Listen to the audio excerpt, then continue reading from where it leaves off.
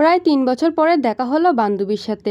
তাই বান্ধবীকে নিয়ে চলে গেলাম আমাদের সে বিখ্যাত সি বিচ। সেখানে কি করলাম তা নিয়ে থাকছে আজকের পুরো ভিডিও। আসসালামু আলাইকুম ভিউয়ার্স, আমি নাজিফা রশিদ। যেহেতু বিকালের দিকে সি বিচ বেশি সুন্দর লাগে, তাই বিকালের দিকে বেরিয়ে পড়লাম সি বিচে যাওয়ার জন্য। সেখানে দেখছিলাম সুন্দর একটা ফুল গাছ। এখান থেকে সুন্দর একটা ফুল নিয়ে আমার সুন্দরী বান্ধবীকে দিয়ে দিলাম। আসলে ওর সাথে প্রায় ৩ বছর পর দেখা হচ্ছিল আমাদের। কলেজ শেষ হওয়ার পরপরই ও ঢাকায় শিফট হয়ে যায় পড়াশোনার জন্য, তাই ওর সাথে আর দেখা করাই হয় নাই। তো ফুল নেওয়ার পরে আমরা কিছু ছবি তুলে নিলাম, তারপর আমরা হেঁটে হেঁটে চলে যাচ্ছিলাম সি বিচ। আর অনেক দিন পরে বান্ধবীর সাথে তো প্রচুর গল্প করছিলাম, প্রত্যেক জানা অজানা সব কথাই পুনরায় আমরা বলছিলাম, মানে অনেক গল্প করছিলাম। সি বিচে পৌঁছে তো দেখলাম এত বেশি মানুষ ছিল যে ওইখানে তো পা রাখার মতো জায়গাই ছিল না বলতে গেলে নিচের দিকে। তাই আমরা উপরে ঘুরঘুর করছিলাম আর নিচে নামার সাহস হয়নি আমাদের, এত বেশি মানুষ ছিল। তবে এতগুলো মানুষ দেখে ভালোই লাগছিল, আবার একটু অন্যরকমও ফিলিং হচ্ছিল, কেননা আমরা চাইছিলাম সুন্দর সুন্দর ছবি তুলবো, কিন্তু এতগুলো মানুষ থাকলে তো ছবি তোলা সম্ভব না। তবে আমরা কিন্তু প্রচুর মজা করেছি বান্ধবীকে পেয়ে। এখানে তো আমরা গল্প করছিলাম, তারপর সবাই মিলে এখানে শরবত ট্রাই করলাম। কিন্তু একটা জিনিস খুবই বাজে ব্যাপার হলো, এখানে কিন্তু সব কিছুর দামই একটু বেশি বেশি চাচ্ছিল। এই জিনিসটা খুবই বিরক্তিকর ছিল, কেননা একটা নর্মাল জিনিস যেখানে 10 টাকা বিক্রি হয় এখানে সেটা 20 টাকা বিক্রি হচ্ছিল।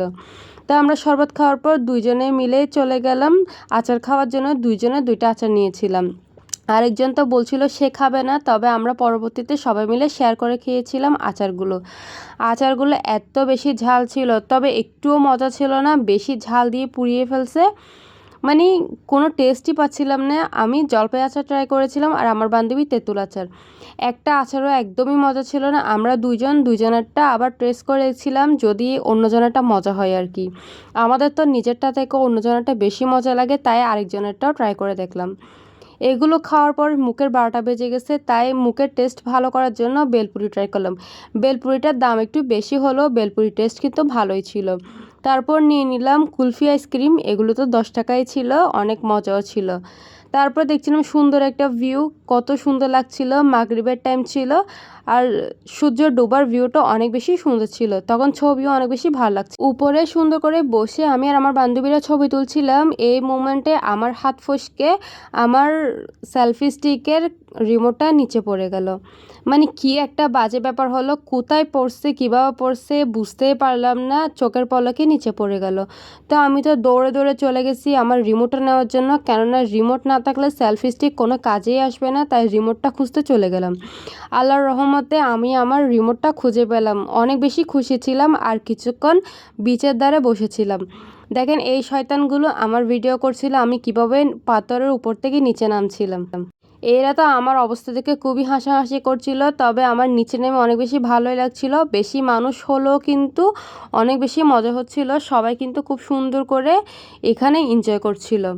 সবাই তো গোসলও করছিল, কিন্তু আমরা তো সমুদ্রে নামি নেই, কারণ আমি যে বান্ধবীগুলোকে নিয়ে গেছি ওই বান্ধবীগুলো হচ্ছে ভীতু টাইপের, মানে ওরা সমুদ্রে নামবে না।